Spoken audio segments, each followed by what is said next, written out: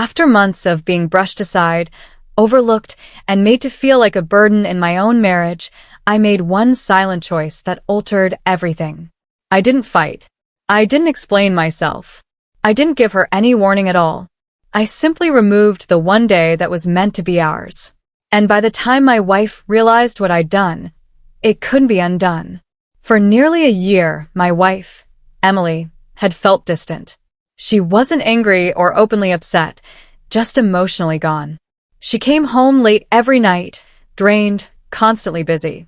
Conversations shrank to short, lifeless responses. Physical closeness nearly disappeared. Even eye contact felt like something I had to earn. Whenever I tried to talk about it, her answer was always the same. Not now. I'm exhausted. At first, I convinced myself it was work pressure. Then, I turned the blame inward. Maybe I wasn't interesting anymore. Maybe I wasn't enough. But the rejection kept piling up. Date night? I already made plans with coworkers. A weekend getaway? You know I don't feel like traveling right now. Even a simple hug was met with her gently stepping away, as if I were asking too much. Still, I stayed. I cooked meals. I cleaned the house. I waited. I hoped. Our 10th anniversary was approaching. 10 years, something I had been planning quietly for months. I booked a cozy hotel by the lake, reserved the restaurant where we'd shared our first real date, and bought a necklace she once admired in a shop window. I wanted that day to remind her of us, of what we used to be. 2 weeks before the anniversary, I finally told her. I showed her the reservations and tried to sound excited instead of desperate. She barely glanced up from her phone. That weekend, she said. I think I mentioned it already. My department has a retreat. I can't cancel. I stared at her. It's our anniversary, Emily. 10 years. She sighed, clearly irritated, like I'd asked for something unreasonable. You're overreacting. We can celebrate another time. Another time, the same phrase she'd been using for months. Something inside me went silent. That night, while she slept, I opened my email and canceled everything. The hotel, the restaurant, the special package. I didn't mention it. I didn't remind her. I let the date pass without a word. On the morning of our anniversary, I woke up early, made coffee, and sat at the kitchen table like it was just another day. Emily rushed out of the bedroom, already dressed. I'll be late tonight, she said. The retreat planning ran long. I nodded. Okay. She hesitated, clearly surprised. Maybe she expected an argument. Maybe she expected disappointment. I gave her neither. That evening, I went out alone. Not to our restaurant or anywhere romantic, just a quiet diner. I ate slowly and thought about the past year. About how much I'd shrunk myself just to avoid conflict.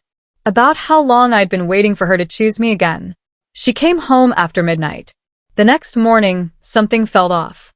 She seemed unsure, watching me like she was trying to decipher my expression. You didn't say anything yesterday, she finally said.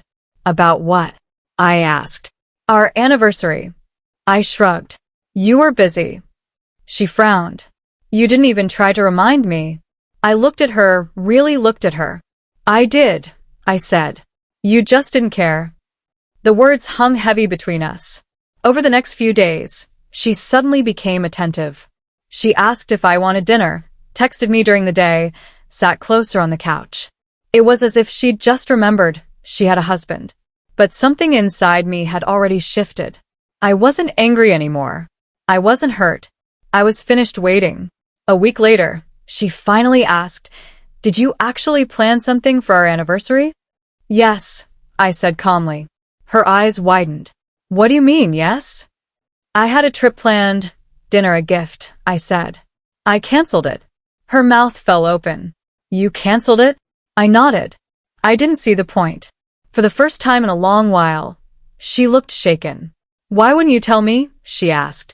Because every time I reach for you, you push me away, I said. I wanted to see what would happen if I stopped asking. The room fell silent. She slowly sat down, like the weight of my words had finally landed. I didn't know you felt like this, she said. I almost laughed. I've been telling you for months. You just weren't listening. That night, she cried. She said she hadn't realized how far she'd pushed me away. She blamed work, stress, burnout. She admitted she thought I'd always be there no matter what. She said she didn't think missing one anniversary could matter so much, but it did. Not because of the date itself, but because of what it symbolized. I told her something I'd never said out loud before. When you stop choosing your partner, eventually they stop choosing you too. The days that followed were tense. She tried harder than she had in a year, compliments, affection, plans, apologies. But the balance had shifted. I wasn't chasing anymore. I wasn't begging for crumbs of attention. A month later, I made another choice. I told her I needed space. There was no shouting, no dramatic fight, just honesty. I don't know if I can keep living in a marriage where I feel invisible, I said. She panicked. She promised change, therapy, effort. And maybe she meant it. Maybe it was finally real. But here's the truth people rarely talk about. By the time your partner finally wakes up, you've often already left emotionally. Canceling our anniversary wasn't loud or vengeful. It was quiet. It was deliberate. It was me choosing myself for the first time in years.